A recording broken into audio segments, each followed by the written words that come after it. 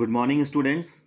In the previous class, we have discussed about the global consequences of the deforestation as well as the conservation of forest and wildlife. There we have discussed why it is necessary to protect and conserve different type of wildlife which play an important role within their food chain and in whichever the trophic level do they fall. So today we'll discuss about the ecosystem. An ecosystem is a natural unit consisting of all biotic factors. So in the biotic factors we may include all the life forms, whether microscopic, macroscopic, unicellular, multicellular, whether it belongs to the plant kingdom, animal kingdom, etc. So in an area which are functioning together with all the abiotic factors. In the abiotic factors means it will include the physical factors like the light, temperature, humidity, rainfall, wind, water, soil, etc. of the environment. So we may define an ecosystem as a unit consisting of all the biotic factors in an area functioning together with all the abiotic factors of the environment. So, ecosystem is a unit in which the biotic and the abiotic factors they show the interaction, means they interdepend upon each other and they show this type of interaction in such a way, in just like a machine way, and they are tuned like a machine like environment. For example, a natural ecosystem, we may consider the examples forest ecosystem, pond ecosystem, etc. For an artificial ecosystem, we may provide the examples like the crop field or aquarium, etc. Now, let us consider about the forest ecosystem, which we have mentioned here. We know the producers within the forest, they trap the solar energy, they prepare their food within their body, and with the help of certain inorganic materials and water that they take from the soil, and by the help of the presence of the pigments they prepare their food and they fix within their body. They are being consumed by the consumers, the primary consumer, which is a deer in this case, and which would be a herbivore. So in turn, the deer, which is a primary consumer or a herbivore, is being eaten by the next member within the food chain, or in this case the lion, that is a secondary consumer or primary carnivore, and that it would be again eaten by the tertiary consumer or the secondary carnivore. Like this, it would be later on, at last, they would be decomposed by the help of certain decomposers in which the fungi, bacteria which would be present, they will again release the complex organic nutrients present within their body, and they will again help in the recycling of the minerals to the soil, thus helps in enriching the fertility of the soil. So we can say a forest ecosystem is maintained by its own natural way. So that is an example of a natural ecosystem. Likewise, a pond ecosystem we may consider. Suppose it is a pond, and with the help of sunlight, the aquatic plants, they do photosynthesize and they trap the solar energy with the help of inorganic substances. They do prepare their food, and with the help of the carbon dioxide released from these aquatic animals within the water, they consume it and they prepare the food, and in return they release the oxygen to the surrounding water. So like this, there is also a maintenance of an system, we can say, between different biotic and abiotic factors, and they are interacting to each other. So that is also an example of a natural ecosystem, which is pond ecosystem. Likewise, in the case of artificial ecosystem, means which we create.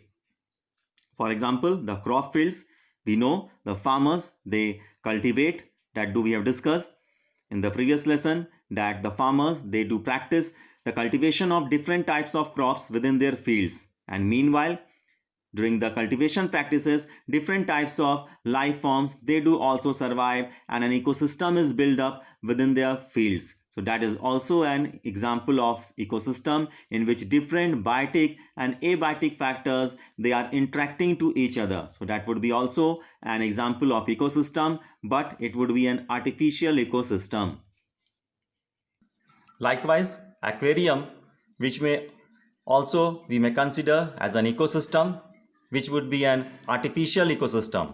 We may observe different types of fishes that do we keep within the aquarium. We provide the water, we provide the nutrients, we provide the different other necessary requirements from time to time which are required by these fishes. So aquarium would be considered as an artificial ecosystem. So just do we have discussed and deal the examples of the different natural ecosystems as well as artificial ecosystems. Now we'll discuss about the species. So species are a group of organisms which can interbreed freely under natural conditions to produce fertile offsprings. Is said to belong to the same species. For example, if we are talking about the species of cat, so that means we may say the cats, they are belonging to that particular group of organisms which are able to interbreed freely under natural conditions to produce the fertile offsprings. So they would be all the cats, they would be said to be belonging to the same species, and like that, so we may say different examples within the categories of species. Likewise, we human beings, we are also a species. Now next is biosphere reserve. A biosphere reserve is an international conservation designation given by the UNESCO, which stands for United Nations Educational, Scientific and Cultural Organization, under its program on the men and the biosphere. So it is this biosphere reserve which is an international conservation designation given by the organization which is UNESCO under the program Men and the Biosphere. The World Network of Biosphere Reserves is a collection of all 669 biosphere reserves in 120 countries.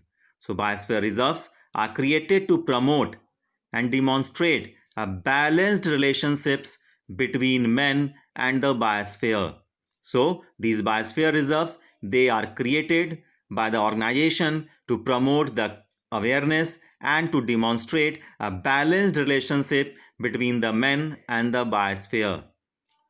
So the Indian government has established 18 biosphere reserves in India. So for example, we may go through the map shown here. Here it has been shown the Himalayas. The majestic range of mountains is the home to a diverse range of the flora and fauna. So flora, it pertains to the plant kingdom, and fauna, it pertains to the animal kingdom.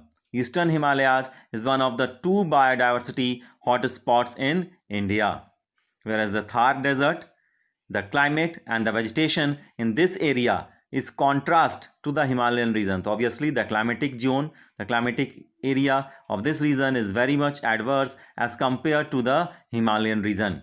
Whereas the Western Ghats, that do we may observe in the map, one of the two biodiversity hotspots in India. So obviously here also diverse types of life forms, they are found within the area. Whereas the Sundarbans, that the largest mangrove forest in India, and they also show a biodiversity hotspot. So 10 of these 18 biosphere reserves, means total 18 biosphere reserves are in our country. So 10 out of these reserves are part of the World Network of Biosphere Reserves based on the UNESCO Men and the Biosphere, that is the MAB program list. Some of these are Nilgiri Biosphere Reserve, Nanda Devi Biosphere Reserve, Sundarbans Biosphere Reserve, and Gulf of Mannar Biosphere Reserve. Do you know a biodiversity hotspot? So as the word, it means biodiversity. Means the diversity or the varieties of the life forms within any area. So a biodiversity hotspot is a biogeographic region which exhibits a high degree of species richness, endemism, and is threatened with destruction. They occupy only 2.3% of the Earth's land surface, but are home to more than 50% of the plants and more than 40% of the mammals, birds, reptiles, and amphibian species of the world. Currently, 36 such regions have been recognized all over the world. 3 of these are present in India. So these 3 regions, which are biodiversity hotspots in our country, they are the Eastern Himalaya region, the Indo-Burma region, and the Western Ghats and Sri Lanka. Now, we'll discuss about the national parks. A national park is a reserve land usually declared and owned by a national government. It is protected from most human development works and pollution. So the national park, they are reserved piece of land usually declared and owned by the national government, and any such type of human activity like the collection of timbers, grazing or like that, these activities they are strictly prohibited within these areas. So national parks being protected areas help in conservation of endangered species of animals as well as plants. So they are built up, and they are constructed on the plan that to conserve certain types of endangered species of animals as well as plants. They are therefore very useful. The Jim Corbett National Park was the first national park in India. It was established in 1935. One more fact is given here. Do you know the largest national park in the world is the Northeast Greenland National Park, which was established in 1974. And the most famous national park of a country, which is the Kaziranga National Park, has 2/3 of the world's great one-horned rhinoceros population. Among the protected areas in the world, Kaziranga boasts of the highest density of tigers and was declared a tiger reserve in 2006. So the national park Kaziranga, it has been declared as we can say a tiger reserve in the year 2006, and the park is also home to large breeding populations of elephants, wild water buffaloes and swamp deer. We may observe certain pictures shown here, some animals at the Bandipur National Park, which is the one of the India's best known protected areas and is an important reserve for the Project Tiger. It is located in Karnataka in the South India. Now we'll discuss about the wildlife sanctuaries. The wildlife sanctuary, also called as wildlife refuge, is a generally and officially designated territory marked by the government. It provides protection and suitable living conditions for wild animals. So, as if we compare the national park and wildlife sanctuary, in the case of wildlife sanctuary, it is a wildlife refuge and it is also an designated territory marked by the government, but here certain permissions like collection of timbers, collection of certain other materials like that which cannot alter the wildlife animals habitat or the habitat of the wildlife, that is allowed up to some extent within these wildlife sanctuaries. But hunting, killing or capturing of animals are strictly prohibited in such areas.